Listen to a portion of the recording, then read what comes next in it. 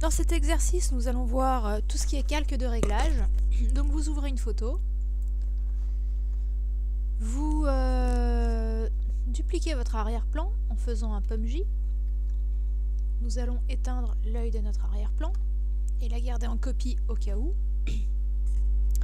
Et nous allons voir donc tout ce qui est calque de réglage. Vous pouvez avoir accès au calque de réglage dans Images, Réglages, ici, ou directement sur votre fenêtre calque avec le petit icône qui est ici, ici. Donc le mieux est de passer par la fenêtre calque, car il vous rajoutera un calque à chaque fois que vous allez faire un effet. Alors que si vous passez directement par la fenêtre menu, il va vous appliquer directement l'effet sur votre image sans vous rajouter un calque. Par exemple, je vais choisir les teintes de saturation, je vais changer ma teinte de couleur et je valide. Donc vous pouvez constater qu'ici il y a toujours un seul calque et que mon image a été modifiée. Je fais un pop Z pour annuler. Donc je vais maintenant sur mes calques via ma fenêtre calque. Je vais choisir le même effet teinte de saturation. Ici, une fenêtre s'affiche. Donc j'applique mon effet. Et là, vous pouvez constater qu'un calque est apparu. Donc c'est-à-dire que je peux enlever mon effet, le supprimer via la poubelle, comme ceci. Donc j'annule. Je peux très bien revenir à l'intérieur ensuite de mon masque et avec l'aide du pinceau en noir, venir supprimer l'effet sur une partie de mon image. Comme ceci. Donc nous allons voir les différents effets que nous avons. Nous allons commencer donc par la luminosité contraste. Donc pareil, j'ai mon calque qui s'affiche et donc je peux accentuer ma luminosité comme ceci, enlever de la luminosité. Généralement vous allez vous positionner, après peu importe, tout dépend de l'effet que vous voulez faire, mais généralement on rajoute 10-15 de luminosité et 5-6 ou une dizaine de contraste. Voilà, plus vous contrastez, plus les nuances sont contrastées. Et là, l'inverse. Donc ça c'est pour mon effet luminosité contraste. Je supprime mon calque. Vous avez ensuite les niveaux. Donc les niveaux vont me permettre de raviver certaines couches de couleurs. Donc je vais choisir le point le plus clair de mon image. Je clique, je choisis ma pipette blanche, je clique. Voilà. Donc là, il m'éclaircit légèrement mon image. Je vais choisir un point intermédiaire, donc dans les gris. Et je choisis donc ma pipette noire et je vais choisir le point le plus noir de mon image. Voilà. Là, bon, la différence est vraiment minime puisque c'est déjà une photo qui est retouchée, mais ça vous permet en fait de recalibrer les couleurs de votre image quand vous prenez une photo via un appareil ou votre mobile et pouvoir ensuite calibrer les couleurs correctement. Vous avez ensuite, je supprime mon calque niveau, tout ce qui est courbe. Donc les courbes, je crée généralement 2 points qui va me permettre de gérer un peu les luminosités et contrastes.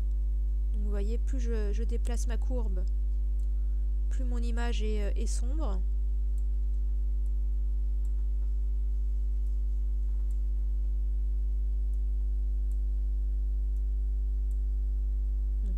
Et après, vous gérez donc votre photo par rapport à ce que l'effet désiré. Vous pouvez aussi choisir les teintes, c'est-à-dire que vous voulez changer. Donc si vous voulez changer plutôt tout ce qui est grisé dans votre image, vous pouvez supprimer des points aussi, hein, en cliquant vers le bas. Voilà. Ensuite, nous avons donc les balances de couleurs avec les tons moyens, clairs et foncés. Donc je commence par les tons moyens. Si je veux que mes tons moyens soient un petit peu bleutés, donc je joue avec ma balance de couleurs entre le cyan et le bleu. Je vais ensuite dans mes tons foncés, je refais la même chose. Et dans les tons clairs. Voilà, ce qui me permet de bleuter directement mon image. Et après, je peux très bien aussi retourner dans mon masque et avec mon pinceau, par exemple, supprimer un effet sur mon visuel. Et là, en dessous, vous avez donc votre image d'origine qui réapparaît. Donc ça, c'était pour la balance des couleurs. Ici, vous avez ensuite donc, tout ce qui est noir et blanc. Donc, on va pouvoir jouer avec nos noirs et blancs. Pareil, si je veux un noir qui sera plus teinté vers les rouges, donc un noir chaud ou un noir froid, ce sera à vous de voir par rapport à vos options.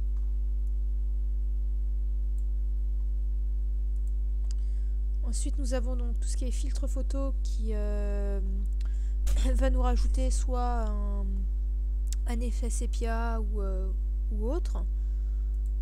Donc vous pouvez changer la couleur. Par exemple, si je veux que ma photo soit dans les tons un peu verts, vous pouvez aussi choisir directement les filtres proposés par défaut, comme ceci. Régler la densité. Voilà. Nous avons ensuite donc les mélangeurs de couches qui va nous mélanger nos couleurs. C'est-à-dire que là, je suis en RVB ici. Donc, mon mode est en RVB, ma photo, d'accord. Donc, si je veux modifier directement les teintes des rouges et qu'elles soient un petit peu plus froides, là, je peux changer directement les verts. Donc, vous voyez, ça me change complètement les couches en fait de couleurs de ma photo.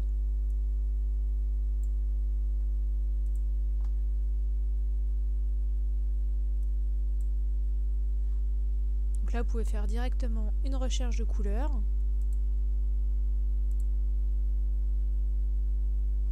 Vous mettre en abstrait. Donc là, c'est pour changer directement des profils. Donc là, vous avez les fichiers de base. Voilà. Donc je vous laisse découvrir par vous-même toutes les options possibles. Donc là, inverser, ça va nous inverser directement nos couleurs, nous faire un effet négatif. Pareil, ici vous avez votre masque, hein, et puis à chaque fois, vous pouvez cliquer sur votre masque et venir supprimer l'effet sur une partie de votre photo. Hein.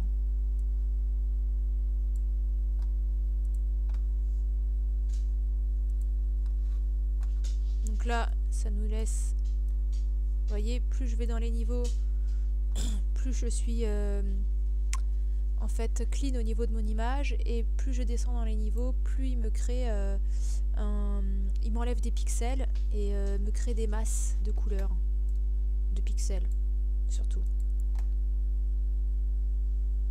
Donc le seuil va nous permettre de faire une grosse masse noir et blanc, voilà, et je peux bouger le seuil, modifier mon seuil, et ce qui me permettra en fait de créer des filtres par la suite. Nous verrons ça dans d'autres exercices. Donc ensuite, les courbes de transfert me permettent d'appliquer directement un dégradé tout en gardant mon image. Voilà, vous pouvez changer votre dégradé, par exemple. Et vous pouvez aussi jouer avec, ici, nos modes de fusion. Bon, ça, nous verrons ça par la suite aussi dans un autre exercice.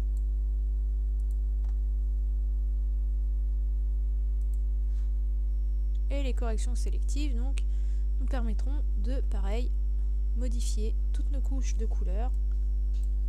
Par exemple, hop, je veux modifier tout ce qui est rouge, jaune de mon image. Vous voyez, tout ce qui est jaune, ici, change de teinte. Donc, par exemple, le noir.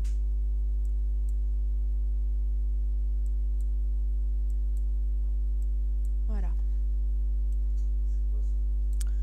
Nous avons aussi dans Images, parce que ici nous n'avons pas tous les réglages, bien sûr, ce sera donc une grosse partie des réglages sur lesquels nous allons souvent en avoir besoin. Et ici nous avons donc d'autres réglages comme bon, tout ce qui est désaturation va nous permettre de désaturer notre image et la mettre en noir et blanc. Donc voilà. Le correspondance des couleurs, remplacement des couleurs, donc bon ça vous n'allez pas trop l'utiliser, mais le remplacement des couleurs vous allez l'utiliser, c'est-à-dire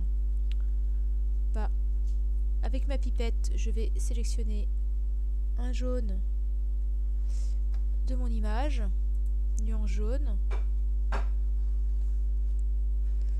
et je vais donc créer un remplacement des couleurs, donc je règle la tolérance en maximum. Et vous voyez mon jaune ici devient vert ou bleu, peu importe.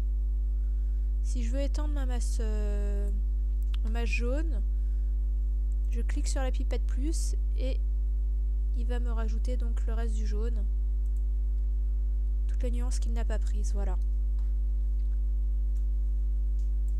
Une fois que vous êtes OK, vous validez. Voilà, donc comme vous pouvez le constater ici, vous n'avez pas de calque qui s'est rajouté, donc vous ne pourrez pas modifier certains effets sur la photo. Donc par exemple, j'aimerais changer la teinte de saturation d'un de mes sujets, donc je peux très bien créer une sélection. Donc ça c'est sur l'exercice précédent, je vous ai montré comment faire une sélection à la plume. J'ai mémorisé mon tracé. Donc du coup quand j'ai enregistré ma photo, il m'a mémorisé le tracé. Donc rayon 1 pixel, nouvelle sélection. Voilà. Donc mon manchot est sélectionné. Je vais maintenant aller dans mes calques de réglage de remplissage et créer une teinte de saturation sur mon manchot. Donc comme vous pouvez le constater, il n'y a que mon sujet qui est sélectionné qui change de couleur.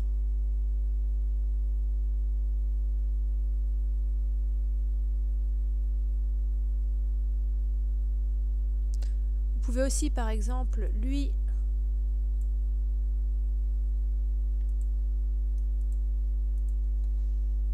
faire n'importe quel filtre, balance de couleur, tant que mon sujet est sélectionné.